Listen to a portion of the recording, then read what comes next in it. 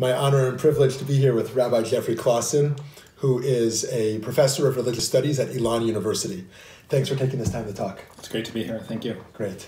So the first thing I'd like to ask you is, how do you relate to the Mitzvot, the commandments in the Torah, to love the stranger? So those Mitzvot are really at the heart of my Jewish identity, and part of what really aroused my interest and my commitment and my excitement about Jewish tradition was really around those mitzvot, and was putting myself in the story of someone who came out from Egypt, and that continues to be really important to my identity, thinking of myself as someone who was a slave in Egypt, and as a result of having gone freed from slavery is called upon to help others go free from slavery. This manifests itself in thinking about responses to slavery today, in responses to refugees today, refugee crises today, in response to the sorts of immigration crises that we have around the world today. A sense of having been a slave, having been a stranger in Egypt, and therefore being called to not oppress and to work against, to help others in need, is really central to my identity. That was shaped. One of the teachers who really helped me see that most clearly in sort of a sense of what Jewish ethics could be was Rabbi Dr. Yitz Greenberg, and his writing in the Jewish Way on the Pesach story. When I was a college student and was first sort of experimenting with Jewish identity and was thinking about what that could mean, the kind of vision that he presented in that book of going forth from slavery and then turning around and looking for other peoples around the world who are oppressed and could be made free. That became then and has continued to be really central to my Jewish identity. So I know that you recently presented a really fascinating paper, which is going to be a forthcoming article being published, looking at both Meir Kahane and Rabbi Meir Kahane and Rabbi Dr. Yitz Greenberg and their perspectives on this. What brought you to write on that? Yeah, so thinking about Greenberg's vision and thinking about critics of that vision brought me to look into his dialogue with Meir Kahane. So Meir Kahane might seem like an unlikely conversation partner for Yitz Greenberg in lots of ways. Rabbi Greenberg is sort of on the theologically liberal end of orthodoxy, and Meir Kahane, this militant Orthodox rabbi, was on the Jewish supremacist side of orthodoxy, and was a militant rabbi and then turned Israeli politician. But Greenberg and Kahane's stories are deeply linked. They grew up together. They went to high school together. They were friends together for some time.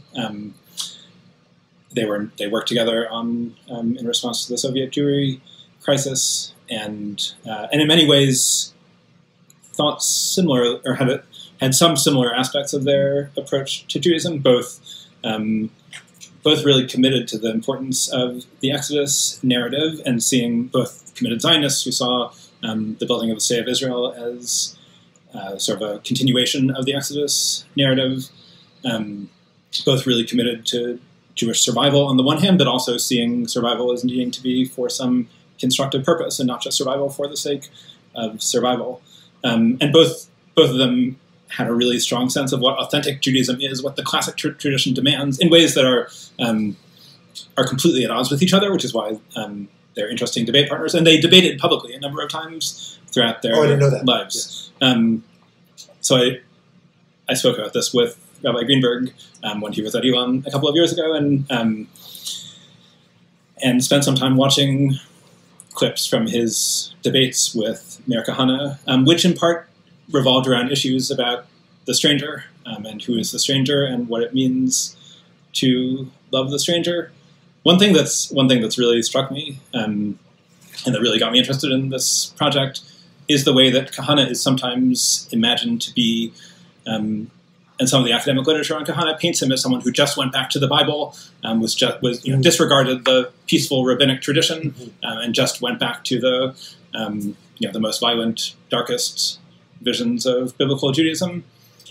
That may be true on some issues. On these sorts of issues, on questions about the place of the stranger, one thing that struck me about this debate is the ways that Kahane is actually really immersed in rabbinic literature, and his writing and his speaking on these issues in immensely disturbing ways. This is a really disturbing project in lots of ways, I should say, dealing with really disturbing ideas. Kahane is really invested in classical rabbinic literature, in the teachings of, in the Code of Rambam, Maimonides, and in looking at classical rabbinic texts on these issues. Greenberg is really committed to sort of principles from the classic rabbinic tradition, which he describes as the essence of the tradition, the authentic tradition. And otherwise, he's interested in going back to the biblical texts. And imagine what it is like to be a stranger in Egypt. What does someone do, someone who doesn't come to the conclusion, like you or I, or let me just speak for myself, that the Torah charges us to care for immigrants, to work politically for immigration reform, to care for refugees, like you said, to care for slaves. That this is, what is someone who doesn't come to that conclusion politically, morally? What do they do with that verse? Meaning, how are maybe Kahane is a little bit of an extreme example, but he may be part of it. How else would you use these verses? I mean, I guess you could just relegate it to the realm of conversion. Right? It's actually about Jews as opposed to Gentiles. Right. But like, how else would someone maneuver these verses? Yeah, I mean, so the case of Kahane is extreme, but is kind of instructive here. I mean, so Kahane writes extensively in his writings on the Ger Toshav, on the resident stranger, the resident alien, the non-Israelite person permitted to live in the land of Israel. So Kahane's conclusion, this is not the only possible read of the rabbinic sources, obviously, but he musters lots of rabbinic sources that produce a reading of non-Jews only being allowed to live in the land of Israel under very narrow circumstances. Otherwise, they're expelled. Right, only temporarily, only if they agree to sovereignty, to tribute to acknowledging Jewish supremacy, and although in some places he takes his particular readings and chooses a more stringent reading of Maimonides, where you could find a more lenient reading. Although sometimes he actually chooses a more lenient reading where Maimonides seems particularly harsh. Maimonides is often very harsh on these sorts of issues. Even though for Yitz Greenberg, so Maimonides, the most important thing to know about Maimonides is that he teaches that towards the Ger Toshav you should act with love and kindness and compassion. Which may be true, but the Ger Toshav is often, the resident alien is often imagined in these very, very narrow, in very, very narrow terms. I think seeing the ways that rabbinic texts often imagine the stranger there as so marginal, as so marginalized, as not allowed to possess any power, as having to submit to Jewish authority. I think there's something instructive about seeing that and honestly confronting that. Mm-hmm. Very interesting. So my last question, I think, is that there's an element of our inner lives in terms of how we relate to the stranger that may have some consistency throughout Jewish history. How we relate to them in our outer lives is constantly evolving by culture and by the politic and various other social dynamics. Right. For example, in modernity, we talk a lot about boundaries and nation states in a way that pre-modernity is very different. I mean, who is an immigrant? A pre-nation state would be a different model. But I wonder, as a scholar of Musar, as a scholar of our inner work of virtues, of midot, how does Musar intersect for you with this commandment to love the stranger? Yeah. So one particular thing that I try to emphasize in my teaching about Musar, in my thinking about my own Musar work and sort of the work of character development, is to really see our strengths and to really see our weaknesses. That's really central to me to the task of Musar, and that includes not just looking at yourself and seeing your own personal weaknesses, but also looking at the traditions that shape you and seeing their strengths and seeing their weaknesses. Mm-hmm. I mean, with this verse. With thinking about the commandment to love the stranger, I want that to be so central to Jewish identities. I want us to be able to hold that deep within our heart and have that be the core of our spirituality, to see ourselves as strangers and therefore to love the strangers. I also, and therefore to love strangers. I also want us to see ourselves as having come out from Egypt and and receiving laws that marginalized the stranger, seeing yourself coming out from Egypt and becoming a slaveholder who thinks that it's okay to enslave the stranger, on the one hand, and on the other hand, seeing yourself as coming out from Egypt and receiving the commandment to love the stranger. Those are both bound up together in the rabbinic tradition, both in the Torah, and it's helpful for me.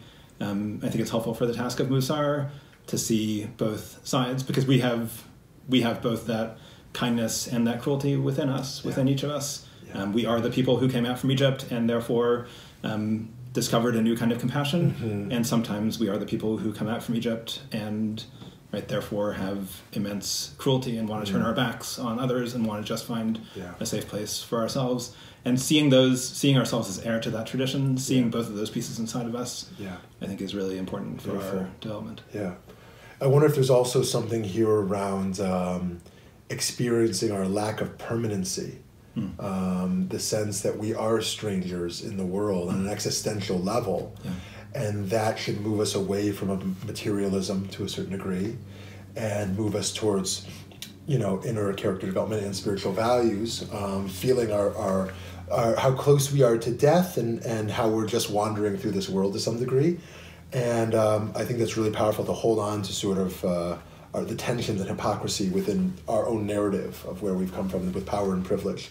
So that's something new for me to think about. I think a lot about the activism around this, and to really, make this a part of my Musar work is very rich. So thank you. Thank you. Keep up the wonderful work. Thank you. Thank you so Thanks much. Wonderful.